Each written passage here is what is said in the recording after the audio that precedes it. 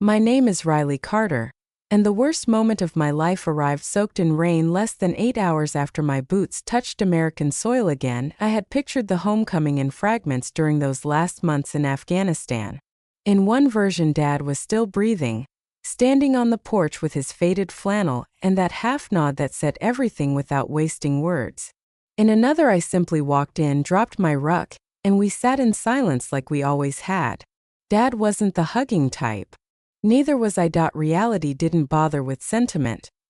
The bus brakes sighed and released me under a sodium street lamp on the edge of a quiet Ohio suburb.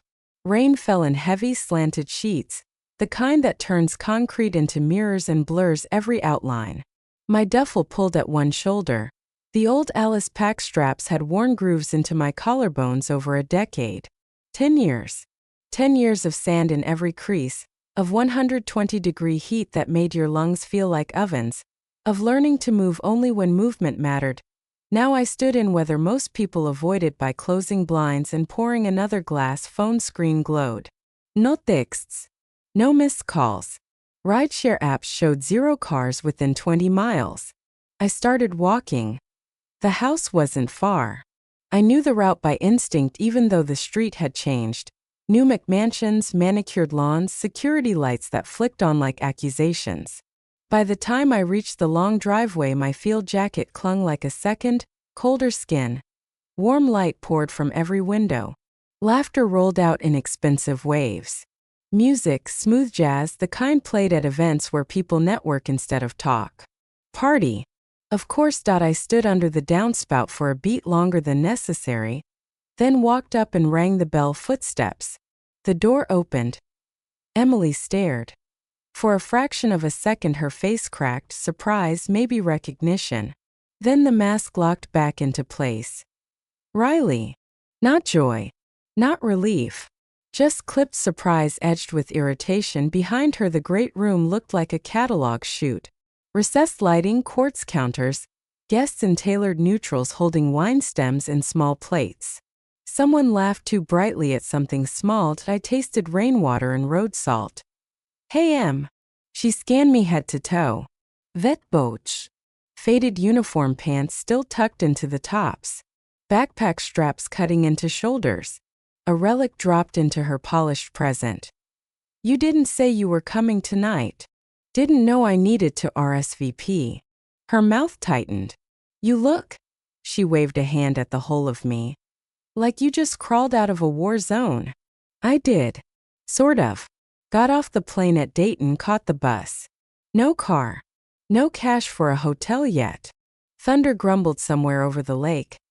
Emily stepped halfway out, pulling the door mostly closed behind her so the glow narrowed to a stripe across my face. This really isn't a good time.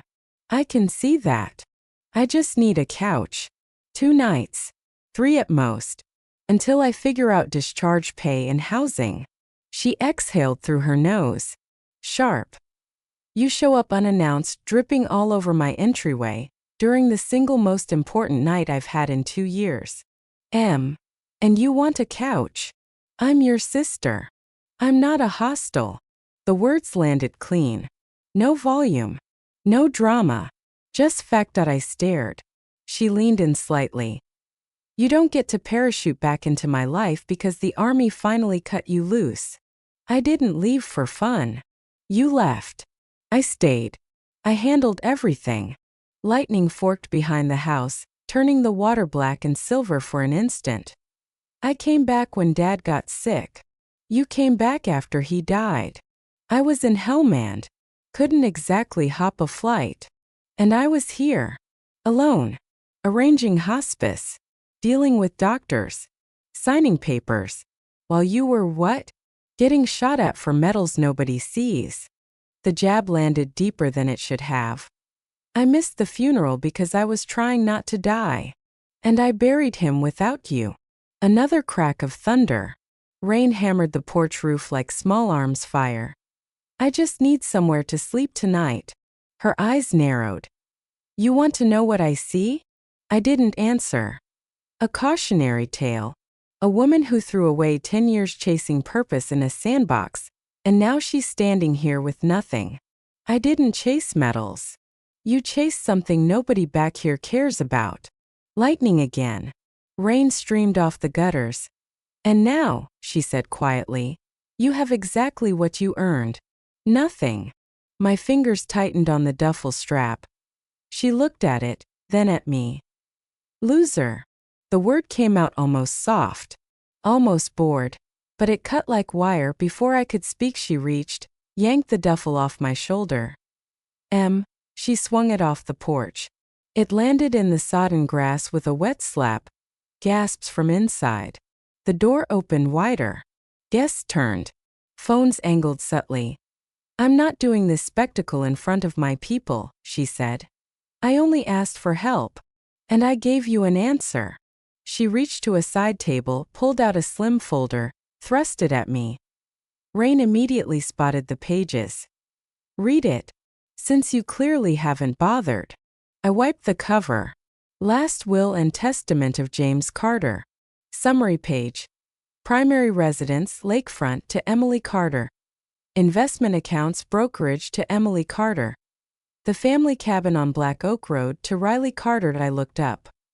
He wouldn't. He did. I need to speak to the lawyer. Tomorrow. Business hours. I should have been here when he what? Changed his mind. She tilted her head. Funny how absence works. She stepped back inside. Then loud enough for the room. I'm sorry, but you can't stay here. The door closed. The lock clicked. I stood in the storm, staring at my warped reflection in the glass. Behind it, conversation resumed. Softer now. Curious. Detached. I picked up the duffel. Walked down the drive. Didn't look back. Soldiers learn early. Sometimes dignity is just continuing to move. I reached the cabin just past 2 a.m. Black Oak Road hadn't been paved in 20 years. Gravel crunched under boots. The structure sat dark at the end of a rutted lane. Peeling cedar shakes, sagging porch, windows boarded on the lower level. Dad's hunting cabin. The place he always called a money pit. We'd never fix.my inheritance. The consolation prize. I forced the door. Inside smelled of mildew, mouse droppings, cold pine. Flashlight beams swept across dusty furniture. A stone fireplace choked with ash. Shelves of warped paperbacks. I dropped the bags. Leaned against the wall. Closed my eyes. Afghanistan taught me to sleep anywhere. It never taught me how to come home. The back room had been Dad's workshop.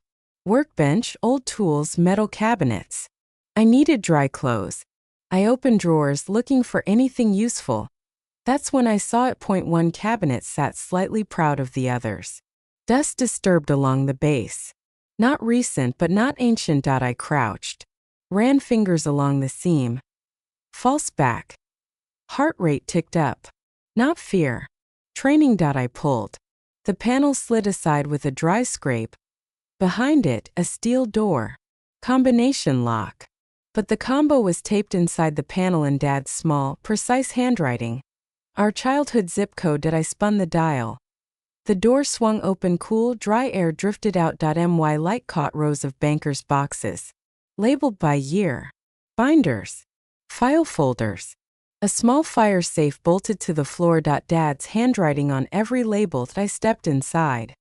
The space was no bigger than a large closet, but it was deliberate. Dehumidifier, long dead, sat in the corner. Everything organized.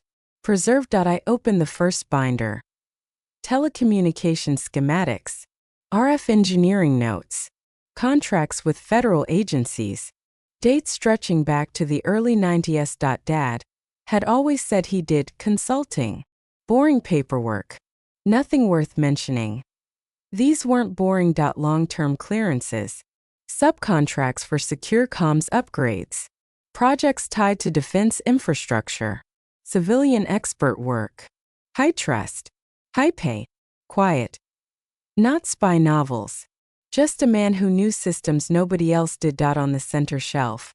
A fire safe with my name etched on top. Riley, fingers numb, I opened it. Envelope. Leather journal. Certified copies. Folder labeled trust provisions. I opened the envelope first. Riley, if you're reading this, You came to the one place everyone else would abandon. I owe you the truth I couldn't give while I was breathing. Not distrust. Timing. The cabin was never punishment. It was proof. Only one of my daughters would open the door, nobody else bothered to look behind. Value hides where people stop searching. I read on. The trust wasn't fantasy millions. Structured. Conditional. Funds for legal defense of estate assets. Restoration or disposition of the cabin property. Transitional support. And a portion earmarked for veterans' housing initiatives. Beneath that, another folder. Emily. Not accusations. Dates. Observations. Notes on her visits during his last months. Increased control. Limited my calls. Questions about accounts. Behavioral shifts. Final entry. I'm not sure Emily knows the difference between earning and extracting. I closed the folder. Outside. Rain still pounded the roof. But inside that small room, for the first time since the plane landed, I understood. Dad hadn't left me scraps. He'd left me leverage. And Emily was standing on ground that looked solid only because no one had pushed yet. I didn't storm the lake house the next day. Or the next week. Revenge fueled by rage is fast, loud, sloppy. I'd seen it destroy better people than me. Dad raised me to be precise. The rain stopped sometime near dawn. Morning light came thin and gray. I sat at the workbench with coffee from a gas station. Trust documents spread out across from me. Margaret Voss. Probate attorney. Late 50s. Voice like calm steel. She read the copies. Brows rose slowly. These were never filed with the estate inventory. No. Where did you find them? Hidden compartment. Workshop. She studied me. You waited to bring them forward. I needed to be sure. A flicker of something close to approval. 3 days later, she connected me with a forensic accountant. Numbers came back clean and brutal. Emily wasn't rich, she was extended. Lake House mortgage maxed. 2 Helix. Credit cards carrying balances behind the Instagram facade. Business consulting revenue impressive on paper, razor thin in reality. Appearance was her only real asset. And appearance is fragile. I drove past the house once. New BMW in the circle drive. Landscapers. Catering VN.no cracks visible from the road. That was the point. Back at the cabin I started working. Not symbolic. Literal. Replaced rotted porch boards. Cleared the chimney. Ran extension cords for temporary power. Paid cash from trust drawdowns. Documented every cent. Word spread in the small county. The Carter girl was back. The soldier living in the falling down cabin, fixing it. Most people nodded and kept driving. Emily didn't.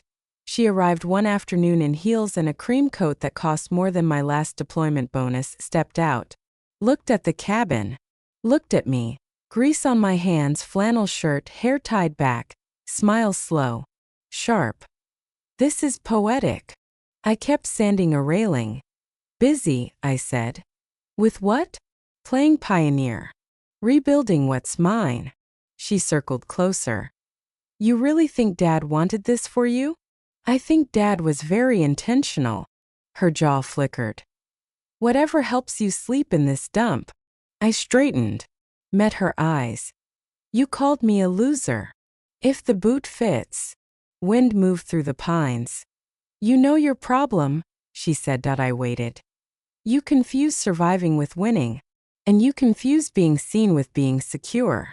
She turned toward her car. Oh, and Riley? I looked up. When you get tired of this little fantasy, don't come crawling back. She left convinced she'd won. I filed the motions the following Tuesday. Quietly, probate challenge. Request for accounting of withheld documents. Preservation order on financial records. Simultaneously, through the trust, we secured assignment of a junior lien tied to the lake property. Not the whole debt. Just enough. Pressure doesn't need to be total to be felt. Within weeks, her banker called her. Then her line of credit tightened. Then a title company flagged irregularities. She came back to the cabin less composed. Eyes shadowed. What did you do? I looked up from staining trim. Good to see you too. This isn't a game. I'm not playing one. My mortgage people called. My accounts are frozen in review. Paperwork will do that. You're behind this. I'm behind procedure. You don't know what you're touching. I know enough. She stepped closer. Voice low. You've always hated me. For what? My life. I held her gaze. Your life is borrowed, Emily. She flinched. Then anger flared. You think a few old files make you smarter? I think Dad kept excellent records. You're trying to ruin me. I'm correcting the story. Tears welled but didn't fall. You don't get to do this. You started it. The charity gala invitation came on heavy stock gold foil. Minimalist. Emily Carter Honors Night. Hosted at the Lake Residence. Benefiting local arts and youth entrepreneurship. That I read it twice. Not surprise performance. Even under siege she doubled down on visibility. The night arrived cold and clear. I wore a simple black dress. No flas. Just presents, valets. String lights across the lawn. Jazz quartet on the patio. Guests in winter cashmere. I stepped inside, heads turned. Not recognition at first. Assessment. Emily stood near the fireplace. Radiant. Controlled. Laughing lightly with donors. She saw me, smile froze. Then thawed into something tight. Riley. Soft. Dangerous. Didn't expect you. I was invited. By the foundation. Not by me. I know. She searched my face for rage. Found calm. That unsettled her most. The program started, board member spoke. Gratitude. Community. Impact. Then Emily's introduction. Applause. She stepped to the small platform. Poised. Unshaken. Success, she began, is never solitary. Margaret Voss moved forward, not rushed. Just certain. A murmur spread. Emily turned. Irritation flashed. Margaret, this isn't the time. I'm afraid it is. She addressed the room evenly. We have a brief pause for a legal matter concerning estate assets and instruments secured against this property. Silence dropped like a curtain. Two people stepped in behind her. Bank officer. Sheriff's deputy. No drama. Just documents. Pending probate review of previously undisclosed records. Additionally, acceleration clauses have been triggered on secured obligations due to covenant defaults and misrepresentations. Emily's face drained. This is absurd. The bank officer spoke next. Effective immediately. Transfer.